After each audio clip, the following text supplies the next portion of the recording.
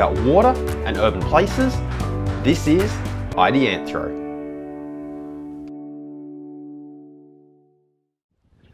Hi everyone, and welcome back to Ideanthro, where today we're continuing this trip through the central and west kind of regional areas of New South Wales. Mick Callan from Central West Council's Environment and Waterways Alliance has been showing me around, and we've recently been, in previous episodes, we've been to Dubbo, we've had a look at parks, and today we are in Orange. And we have John Francis from Orange City Council with us. So John, welcome along. What is, before we get into this, can you give me a little bit of context? What's your role at council? We're standing in front of a wetland here. Give people just a little bit of context of who you are before we get into this. Yeah, sure. So I'm Water Treatment Manager with Orange City Council. Okay. And I look after the water quality side of things, if you like, with the water treatment process or the treatment train. Okay. For subsequent supply to the residents, drinking water to residents of Orange City Council. Okay, and this is, you know, for a lot of the videos that I make, I'm talking very much stormwater, but for Orange in particular, this makes total sense because Orange, there's a lot of stormwater harvesting going on to augment the traditional water supply, I guess. So, so let's give some context. So in recent episodes of Ideanthro, we've had this theme running where, as I've been traveling around these areas in regional New South Wales, what I've noticed is there's less kind of water sensitive urban design or water sensitive measures going on than you might see in a major city like Sydney or Melbourne.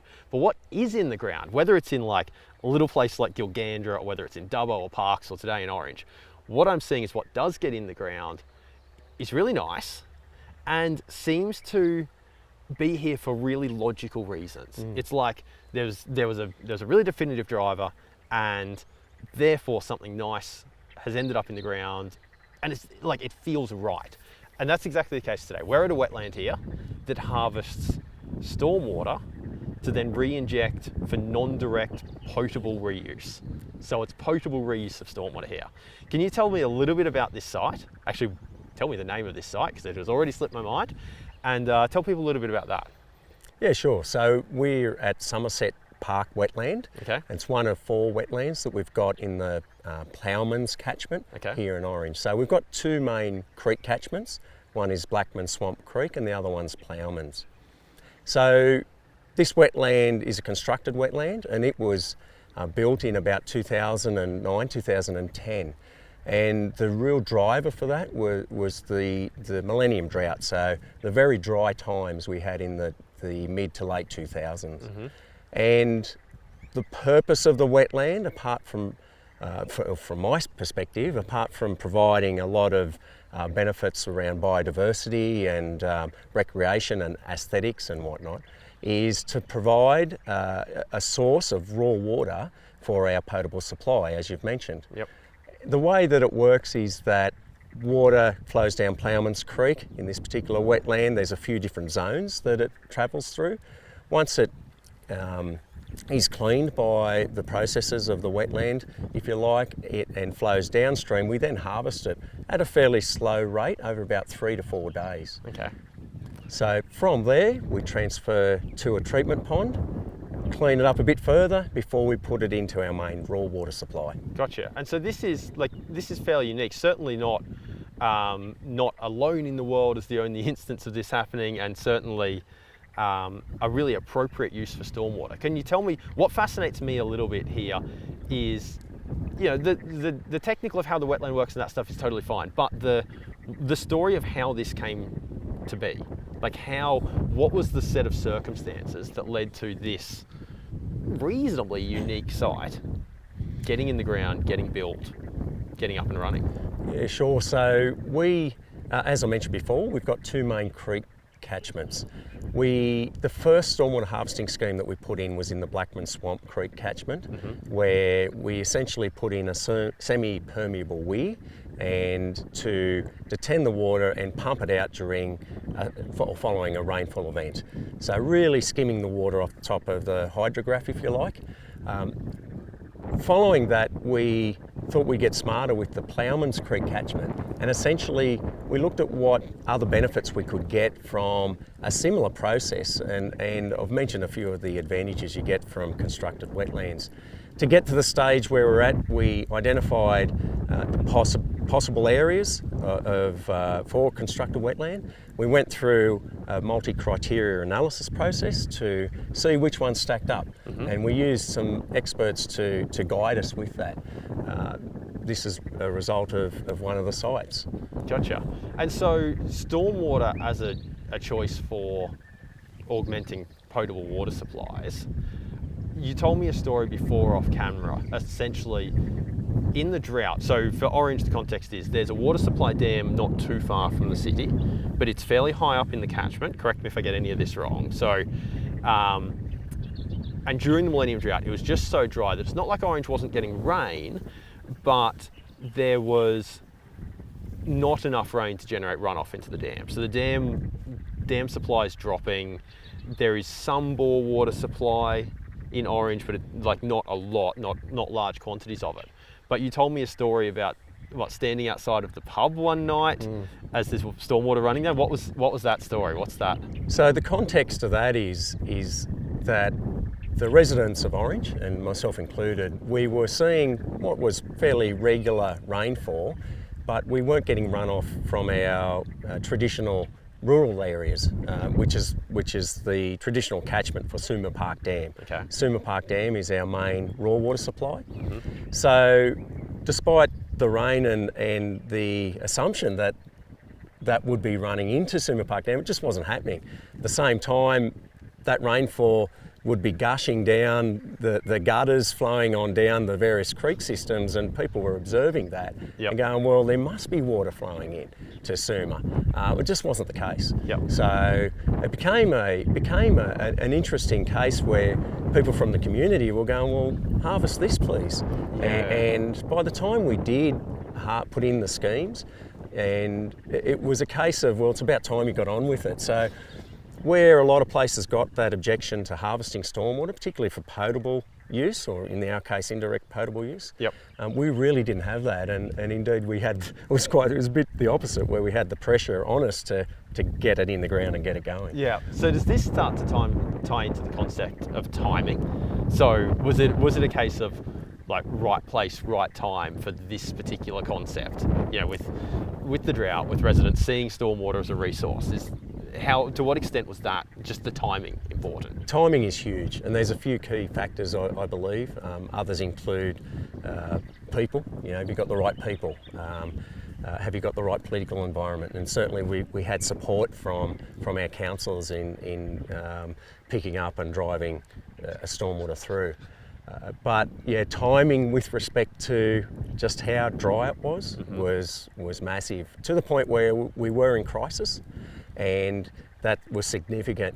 You don't want to have to operate under waiting for a crisis to get some change, and indeed we got a lot of behavioural change with respect to the community, you know, reducing their water consumption and whatnot, and that was really, really positive. But has that stuck around in Orange, that reduced water consumption? Yeah, because we see that in Brisbane as well, how Brisbane made such incredible cuts, and admittedly water supply per person has, as I understand it, I'm not a specialist in this field, but as I understand it, has crept up a little bit over time, but it's still nowhere near back where it was. Yeah, that's correct. That's the same situation here as well. And each summer we watch it, because that's when your peak demands are revisited. And so we're quite happy from a water treatment side of things in that we don't have too much pressure on our plant to produce the high volumes that were being demanded of us from, if you look at 2001 as an example, you know, those early 2000s. So we're still well below what the community was demanding from us back then. Yeah, it's really fascinating.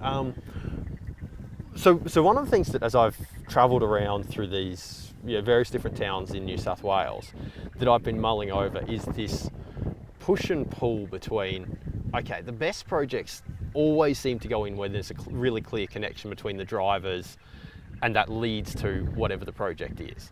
But at the same time, in a lot of my world back in Brisbane, we're trying to implement stormwater management and stormwater treatment much more broadly. So if we look at the early 2000s, there is no shortage of really good case study developments that in many cases got in with little or no legislation to make those water sensitive features happen.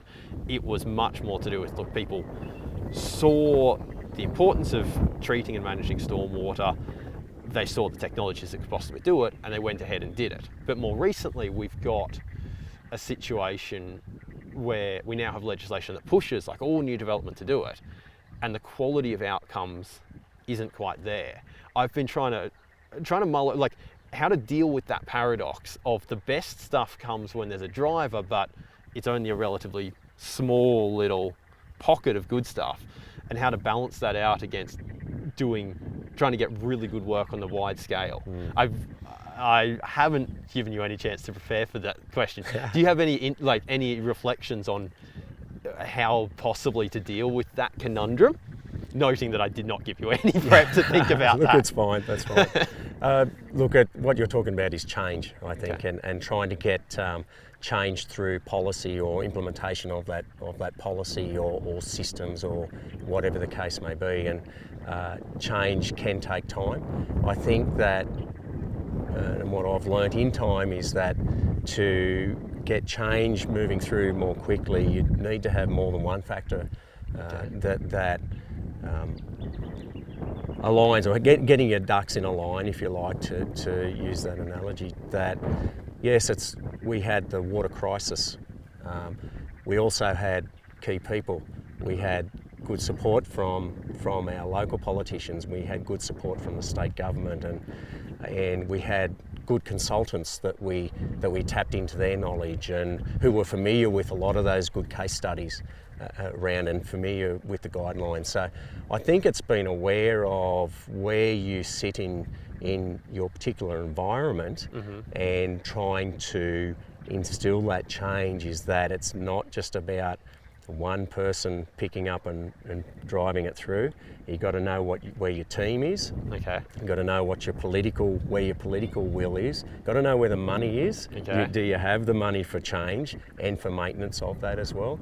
So there's a lot of different factors that I think need to be considered at that time. Otherwise, you can be pushing against some internal barriers in particular, and/or external barriers that those barriers could come from the community, as an example, depending on what your scheme is. So you just got to be awareness and a bit of research on a lot of those different factors. Yeah. So I don't know if that answers your question, but that's.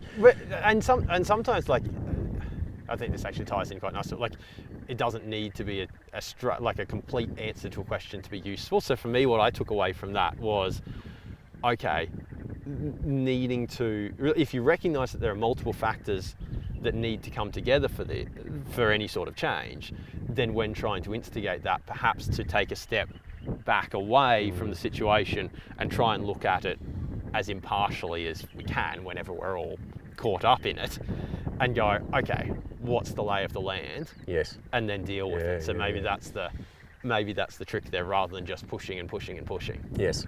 Taking a breath for a minute. Okay, I like it. Is there anything else that we should touch off on about the wetland or the systems or the process of getting it in the ground here before we wrap up? Well, I think, and one of the things that we did when we put the wetlands in place, when we constructed these wetlands, was to put a couple of staff members on to maintain. Okay. So building something, the value is really in how well it's maintained, and we've got a couple of people who are quite passionate about maintaining these wetlands. They are employed, they've been on in their roles for half a dozen years now, so and they continue to produce really good work. It continues to satisfy the standards that the community are expecting. Yep. And whilst they're busy, that's a real positive, and is key, I'd suggest, to the ongoing success of WSUD schemes. It's interesting, this ties into, so I didn't explain this to you before, but my background in this space, I first joined the industry as a student working for Logan City Council to find all their assets like these that developers have been building, and then to look at their condition and start to try and figure out what maintenance would be like. So I've followed as the councils in SEQ have got their maintenance programs up and running over the years. And what I see time and time again is that until a program's up and running, people look at these things and are like, oh, that's going to be tough to look after. But as soon as it's someone's responsibility, it's not like it's a walk in the park, it's not like it's easy.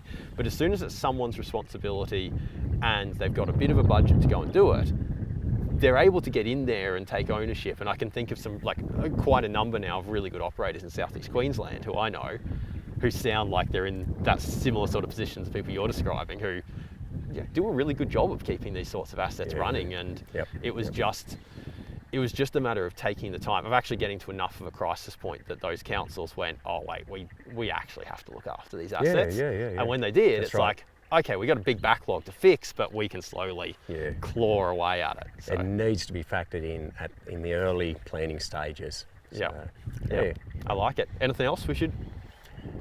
No, I can't think of anything at the moment. That's all good. Well, look, I appreciate it. I've really enjoyed having a look. I'm looking forward to having a little bit more of a wander around the wetland and the like. I've enjoyed having this chat, so thank you for taking the time and coming out and meeting me. So, thank you. I appreciate it. Cool. Thank you all. Oh, sorry, I cut you off there. No, I was going to say it's always we're always pleased to show off the good work that we've done. So. I like it. Cool. Well, thank you also for tuning in, as always. If you where can people go to find out more about this? Are there any fact sheets online if people are interested? Yeah, we do have some information on our website. Okay. So just Google Orange City Council and follow your nose. And yeah, cool. That's good. Okay. Thank you for tuning in. Go look at the fact sheets and the like. And we'll see you next time. Cheers.